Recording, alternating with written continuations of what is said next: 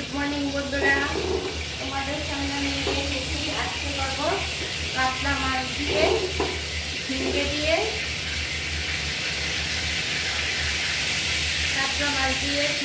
কড়াইটা দেখা যাচ্ছে কি পাতলা করে এই গরমের মধ্যে একটা মাছগুলিকে ভালো করে ধুয়ে ভেজে নিয়েছি। আর ঝিঙ্গেগুলিকে এরকম লম্বা লম্বা করে কেটে নিয়েছি। আলুগুলিকে একটু পাতলা পাতলা করে আর একটু সেদ্ধ করে নিয়েছি। এখনকার আলু বলে যে এগুলি ভালো আলু, কিন্তু শক্ত শক্ত ভাগ হয়ে থাকে। তো পাতলা করে শুধু একটু ঝুল করবো। একটু কালো জিরে ফোড়ন দিয়েছি। পাতলা করে ঝুল করলে কালো জিরে ফোড়নটা না দিলে ভালো লাগে না। আর এখানে আমি নিয়েছি একটু আদা বাটা আর একটু এক চামচ জিরের গুঁড়ো, এক চামচ ধনের গুঁড়ো আর কাঁচা লঙ্কা বাটা। আর যদি তোমরা মনে করো একটু একটু পাতলার মধ্যে একটু ঝাল খাবে তাহলে একটু গুঁড়ো লঙ্কা দিতে পারো। সেটা দিয়ে যায় ইচ্ছে মতো, স্বাদ মতো নুন, হলুদ। তেলটা গরম হয়ে গেছে, আমি এখন মশলাটা দিয়ে দিয়েছি।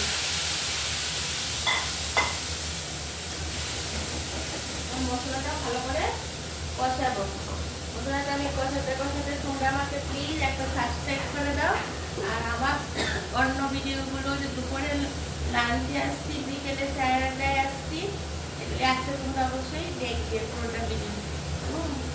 আর এখন ঝোল দিয়ে দিচ্ছি, ঝোলটা নিয়ে নিই।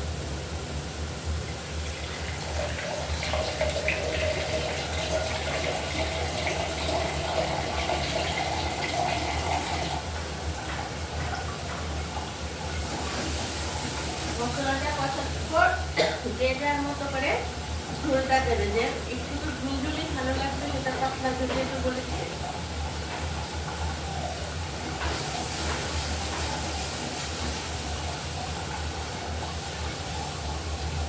ঝোলটা দিয়ে দিয়েছি, যেহেতু আলুটা সেদ্ধ করে দিয়েছি, সেহেতু অতটা আমার লাগবে না।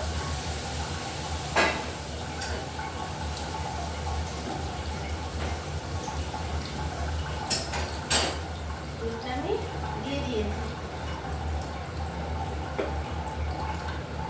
তো তোমরা এখন ঝোলটা হয়ে যাচ্ছে, ঝোলটা একটু ফুটে উঠলেই আমি তোমাদেরকে নামিয়ে এখনই দেখিয়ে দিচ্ছি। তোমরা তো বুঝেছো কি দিয়েছি, একটু আদা বাটা আর কাঁচা লঙ্কা আর জিরে। আর এখানে আমার 8 পিস মাছ আছে, আমি 1 চামচ জিরে 1 চামচ ধনে দিয়েছি বড় চামচে। আর কালো জিরে পুরো দিয়েছি আর একটু আদা বাটা দিয়েছি, আর কিছু দিইনি। আর ঝিঙ্গেটা ভাজা করে দিয়েছি নুন হলুদ দিয়ে, আলুটাকে সেদ্ধ করে নুন হলুদ দিয়ে ভাজা করে নিয়েছি।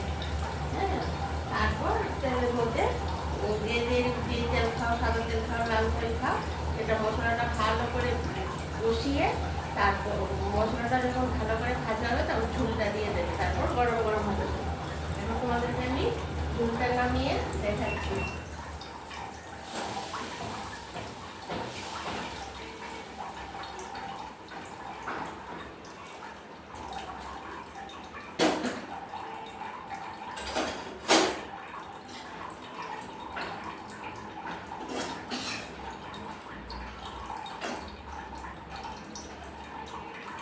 এই দেখো বন্ধুরা, আমার গরম গরম কাতলা মাছের ঝোল ঝিঙ্গে আলু দিয়ে হয়ে গেছে। এটা গরম ভাতের সঙ্গে অসাধারণ লাগবে খেতে। হ্যাঁ, তোমরাও আমি যেভাবে বলেছি ওই খেয়ে দেখো, খুব ভালো লাগবে। তাহলে বন্ধুরা এখন রাখি, পরের ভিডিওতে আবার তোমাদের সাথে দেখা হবে। টাটা, আবার সবাই ভালো থাকবে।